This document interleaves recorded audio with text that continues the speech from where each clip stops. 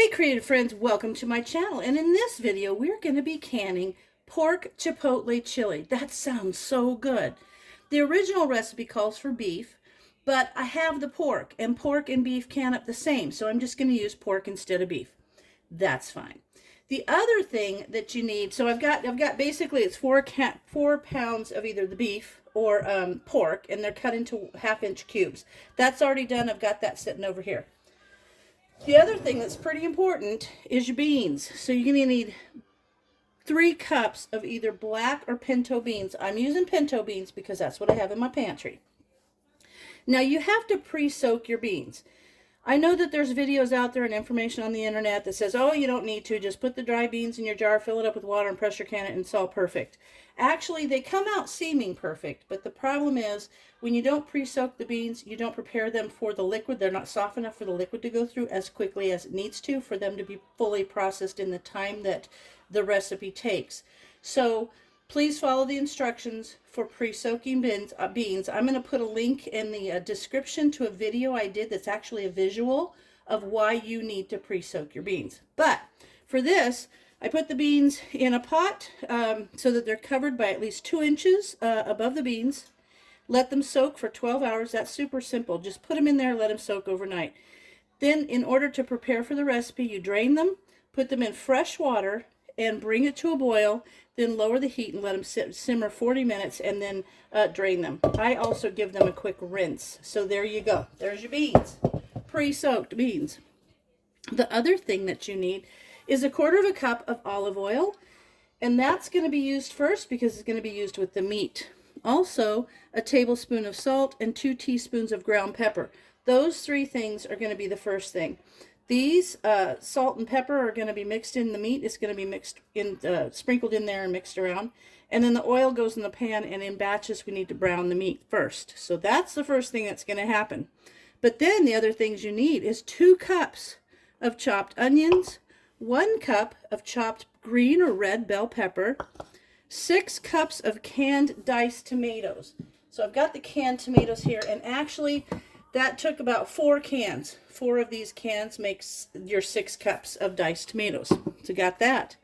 And then 1/3 cup of finely chopped chipotle peppers in adobo sauce. And this is what it looks like if you've never seen it. And this will give a, boy, I'll tell you what, this is going to give this chili a kick. And that's just simply, I got this can, and this is 1/3 cup is about 1/2 a can. You can't get I don't think you can get a smaller can than this, but I'm going to have to figure out something to do with the other half of the can. But this is the chipotle peppers in adobo sauce. The other thing is finely chopped, a fresh lime, 1/4 cup of fresh lime juice, and that's about 3 large limes. So what I'm going to do is get this set up. The first thing that we need to do is to brown the meat in batches. I'm going to go get Brian because he wants to can this. So as soon as I get him set up, we'll be back.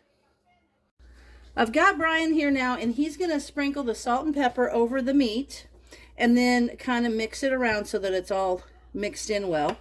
Then we're going to take that over to the stove and brown it in nice batches. And then that's going to give it such good flavor. Yeah, so we'll just mix that all around in there and then take little batches of it and brown it up. So I will be back as there you go. Really working it there.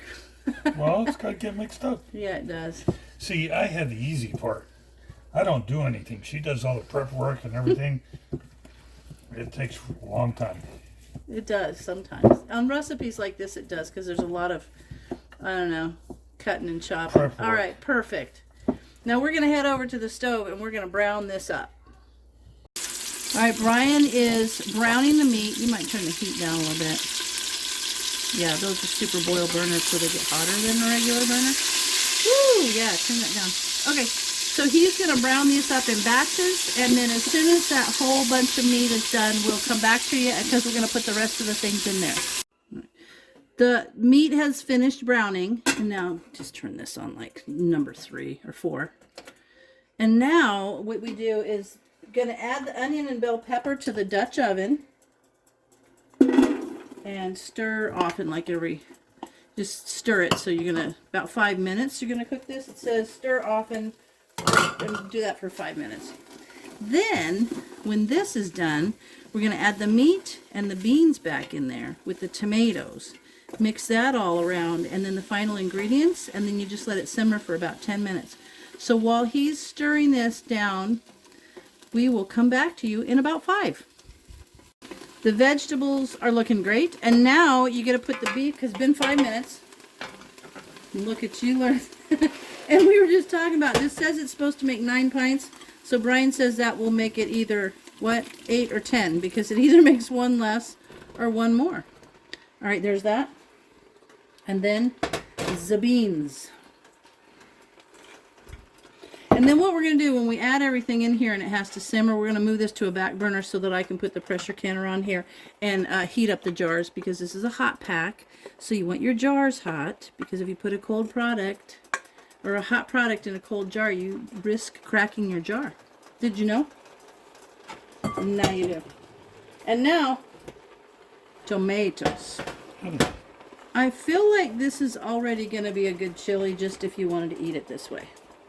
But the beans, it would have to cook to make sure the beans were all cooked down. My suggestion is don't do it all like I did. Don't do what? Add like half of the meat. Oh, like And then in half of the increments? beans, yeah. Oh, so you don't have to mix it up. Oh, good plan. Good suggestion. Because it's pretty thick. Is it? Do you want this to kind of scoop and turn? That's a scoop and turner. It's really good. There you go.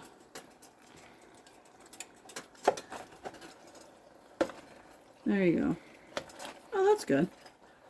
And now, I'm going to pour in the lime juice.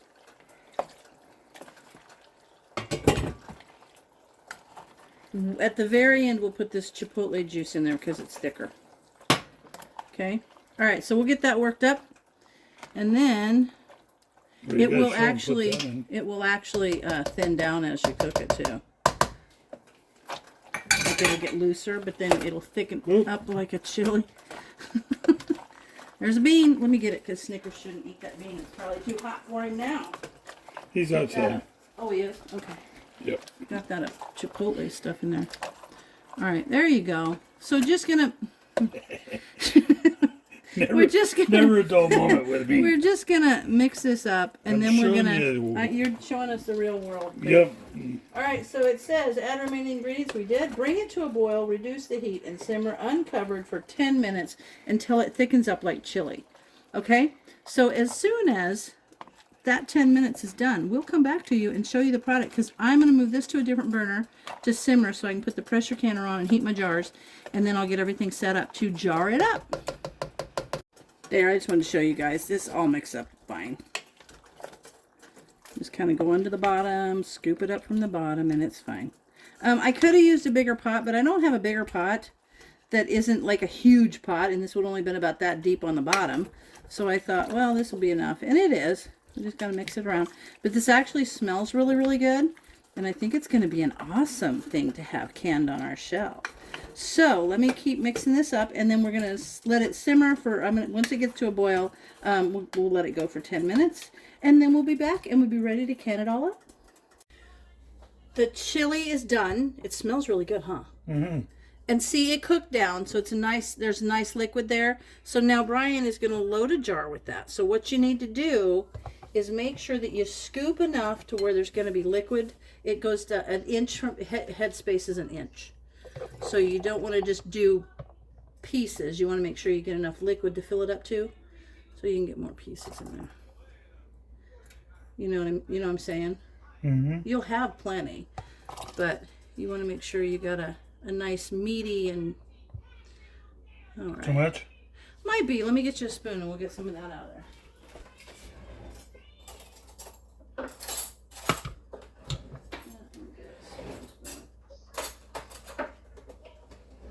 Okay. Oh, good. You are debubbling. Oh, you're so good. All right, let me get a little bit of that out there because we want to make it down to an inch headspace, and you got your little inch headspace tool right there. I think that looks actually really good. Mm-hmm. to there. It needs. Okay, you need 1/4 of an inch. You just need like one piece that I just put back in there. Let's drop this piece in there. Bink. Oh, I thought it was too high. Perfect. No, an inch down. It's an inch from headspace. So you need to put this. This needs to be. Yes. Oh, it is too high. You're right. Oh, you're so good. You're like a professional.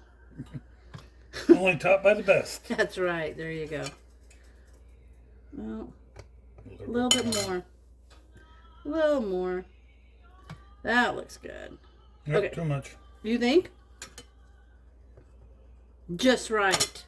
All right, perfect. So now you want to wipe the rim with the vinegar. I got you a cloth. Okay. You used the wrong cloth. Wipe the top of it. Perfect. It's hot, huh? Mm-hmm. Okay.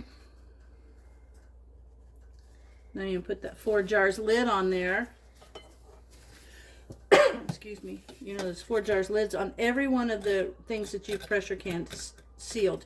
There wasn't a single failure. Isn't that good? Yes. There you go. So good. Wait, you got to put a ring on. I know. Oh, I got to get rid of those rings when they've been...